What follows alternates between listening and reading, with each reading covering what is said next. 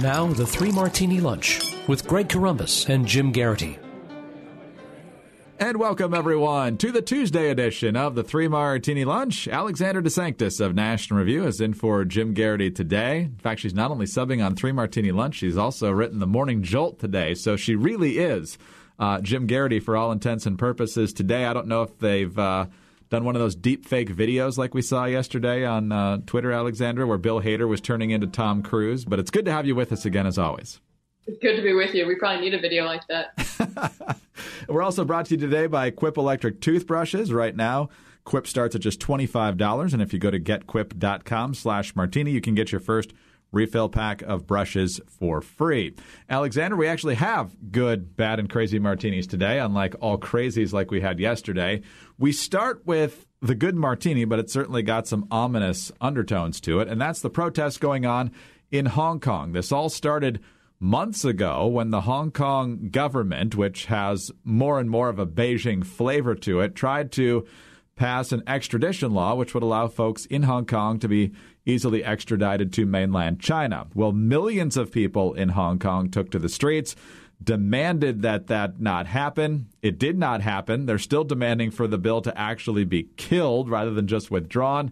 And so the protests continue for that and other reasons, continued in the streets. Now it's continued to the airports.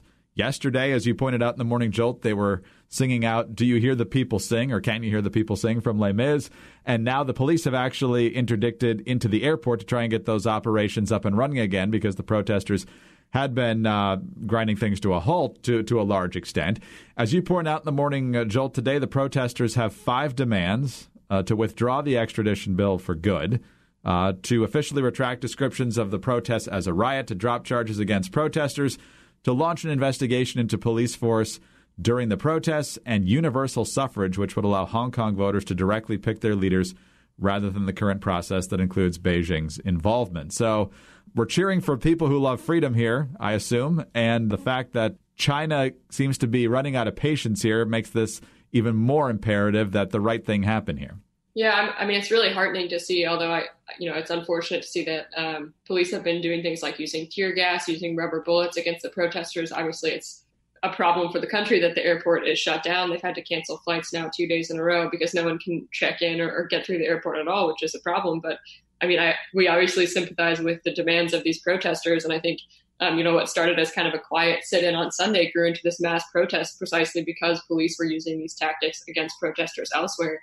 The things that they want are good things. And so I kind of hope, the U.S. hopefully will say something in defense of them or in support of their goals before China actually does run out of patience and come in there with military force or something horrible like that. No, that's right. And just watching CNN as they were reporting on the police breaking up the protest in the airport, it's fascinating to see, Alexander, because as Americans, I just kind of assume that most people's instinct would be to side with the people yearning for freedom. At the same time, even if you like people, if they get in your way, shutting down traffic or making you miss your flight, you're probably not too happy with them for that. But I just found it interesting that CNN's immediate reaction was, well, these people have to restore order. I mean, they just have no other alternative. So where do you see this heading here, both in terms of American politics and what will actually happen there? It is really astounding to me to see people who aren't siding with the protesters. I mean, obviously they are, like I said, gumming up the works in the airport there, but you'd think we could all kind of rally around the fact as Americans that being pro-democracy is a good cause, not wanting pro-democratic protesters to be extradited to the mainland to be dealt with by a government known for its human rights abuses probably something we could all support. But I think, I haven't seen polling on this, but I think the kind of average American would probably sympathize with them more than be concerned about the shutting down of flights. Yeah, you would think so, at least in the short term. Tell me if you think this is taking it too far, Alexandra. China is upset with Hong Kong. Trump is in a trade battle with China, so therefore the media immediately sides with China. And so therefore China seems more sympathetic in the Hong Kong matter. Is that taking it too far? I think for some people that's true, no matter what Trump says, even if he, comes out and says something the person who doesn't like him said yesterday, suddenly it's bad because Trump thinks it. Well, hopefully things turn out the way of the people who love freedom in Hong Kong. Just did an interview with John Stonestreet of the Colson Center a few weeks ago. And while, yes, the extradition law is what ultimately led to the protests in the streets, there's a huge fear because the people in Hong Kong have full access to the internet, unlike the people in mainland China. So they know what's happening to the people in China, and they know what would happen to them if their rights are continually squelched. And there is a huge fight also over China's repression of the church there. So a lot going on in Hong Kong and a lot at stake. And so kudos to the protesters. Are you surprised at all that we haven't seen much in terms of public statements from President Trump or Mike Pompeo or really anybody on this? You know, a little bit, but given the kind of general disarray, it seems like within the administration on foreign policy, it's not totally clear whether everyone's in agreement on every strategy. It kind of makes sense they're gathering together behind the scenes and figuring out what their message is going to be first. Hopefully it'll be a good one. Yeah, it also makes me wonder whether they're trying to stay low on that subject so they can get what they want on the trade talks. But not sure that's how it works when you're negotiating with Communist China. We'll see how it goes. If you ever do make your flight, make sure you pack what you need. One of the things you'll want if you're still trying to squeeze in a summer vacation this year is that Quip electric toothbrush, because the easiest way to get back into a routine is to start it up before September, especially if anyone in your family is headed back to school. You can simplify the morning and evenings now with a simpler electric toothbrush from Quip. The timed sonic vibrations cover the basics of every part of your mouth, and it takes just 2 minutes twice a day. The mirror mount puts brushing front and center in your bathroom, so you'll remember to bookend the day using your new brush. And the lightweight, compact design means you can bring it along with you on those last-ditch summer weekend getaways. So enjoy sleeping in, then ease back into the swing of things with a smile. Quip has sensitive sonic vibrations for an effective clean that's gentle on your gums. There's a built-in 2-minute timer that pulses every 30 seconds to remind you when to switch sides and to help you clean your whole mouth evenly. Brush heads are delivered automatically on a dentist-recommended schedule every 3 months for just $5, a friendly reminder for when it's time for a refresh and to stay committed to your oral health. Quip is one of the first electric toothbrushes accepted by the American Dental Association, and they're backed by over 25,000 dental professionals with thousands of verified 5-star reviews.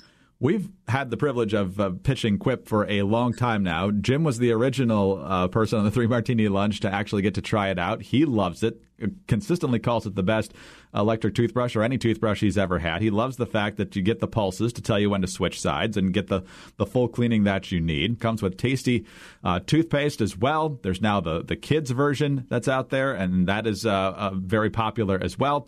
Quip was nice enough to even throw a toothbrush my way. I'd like to tell you how great it is, but my wife instead could probably tell you how great it is because she saw it before it was even out of the box and said, this looks really cool. I want to try it.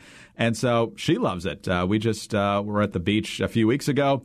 Quip just has thought of everything. The mount on the mirror, the refreshed brushes every few months or a few weeks, whenever you need them, whenever they come. Quip is the way to go. And I know, Alexander, you've had the opportunity to use that as well, and you love it. So Quip is definitely the way to go if you're looking for a new toothbrush or you just need a better one. So that's why we love Quip, and that's why we've taken it on vacation and everywhere else we go. Quip starts at just $25. And if you go to getquip.com/martini right now, you can get your first refill pack for free.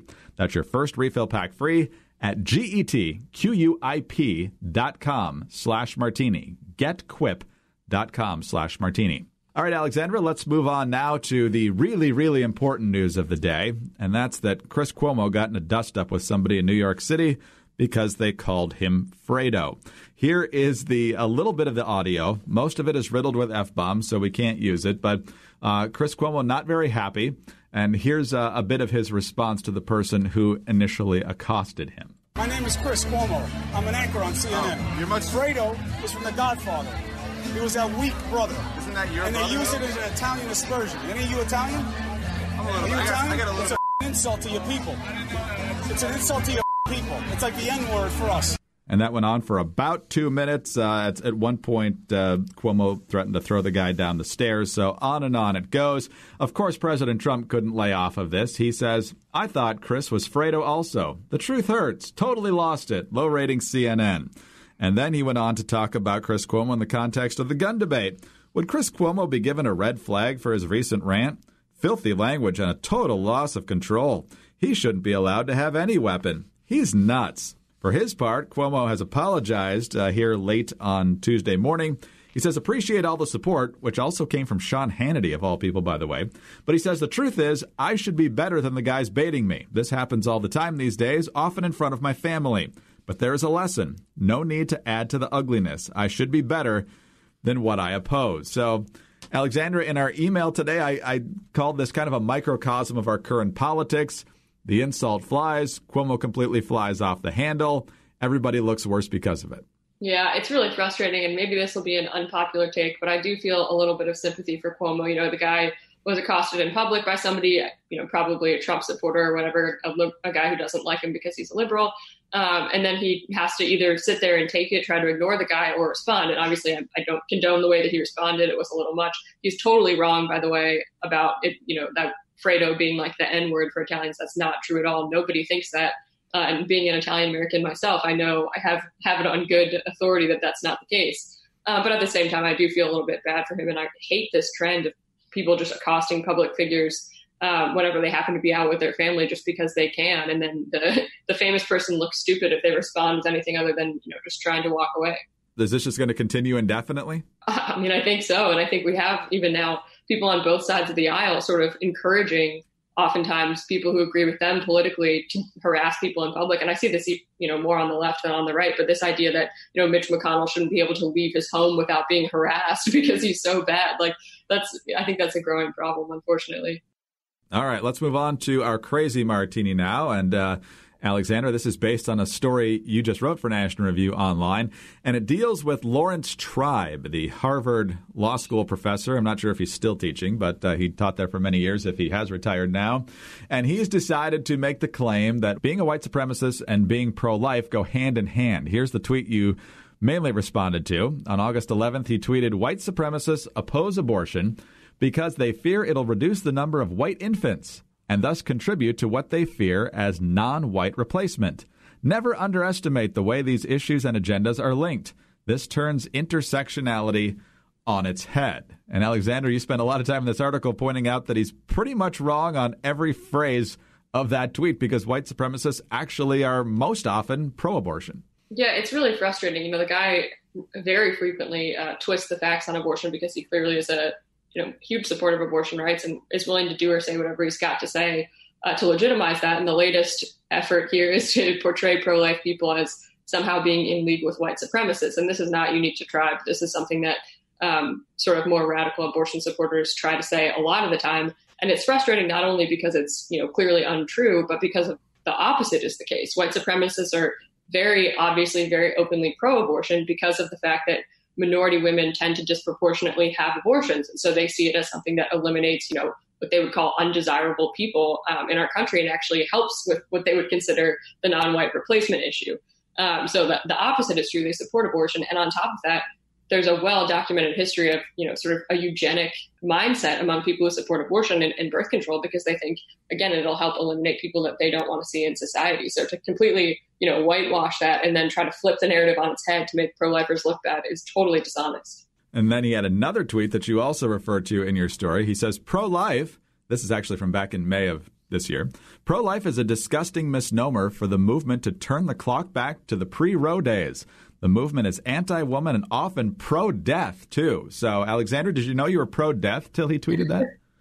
I honestly just don't know what this guy is talking about. It's one thing to look at sort of the questions at stake in abortion and say women ought to have the right to bodily autonomy, even if that means she can, get rid of this other human being. Obviously, I disagree with that, but that's one argument. It's a whole other argument, just a totally, polemical nonsense, honestly, to say that because you support the right to life of every human being, you're therefore pro-death. It doesn't even make sense. The guy's not even trying. So where do we stand now? It's been a long summer with a lot of heated debate on a number of things. Earlier this year, we had a whole blizzard of abortion debates, both in pro-life leaning states and pro-choice leaning states. You had the New York law that basically legalizes abortion up to the moment of birth. You had the Ralph Northam fiasco. You had other states following New York's lead for the most part. And then you had a lot of heartbeat bills and even Alabama saying only life of the mother should be the only restriction. And at this point, Tennessee, I just read, is perhaps debating whether to ban abortion altogether. So where is the momentum on this as we head into the heat of the 2020 campaign? I think the issue has really quieted down a lot lately. There haven't been any laws passed in states, and so no one's really paying much attention to it. I think that's helped out by the fact that in the Democratic debate so far, moderators have been very obviously disinclined to ask about the issue. All the Democrats seem to agree on it from what I can tell. They all think that abortion should be legal for any reason up to the moment of birth. That many of them will not support a born alive bill that would protect infants born alive after a botched abortion. So that's kind of where they stand, and no one wants to talk about it. So I think until we get to the general election, hopefully when the Trump campaign will be making it an issue and, Republican Senate candidates are making it an issue, I think it probably will be out of the news for a little while now. Well, we'll certainly be watching, and I know you'll be on top of it when it happens. We look forward to the next time we can talk about it, too. Alexandra, thanks for your time. You're welcome, Greg. Great to be with you. Thank you. Alexandra DeSanctis of National Review, and for Jim Garrity today, I'm Greg Corombos of Radio America. Thanks for being with us, and tune in again Wednesday for the next 3 Martini Lunch.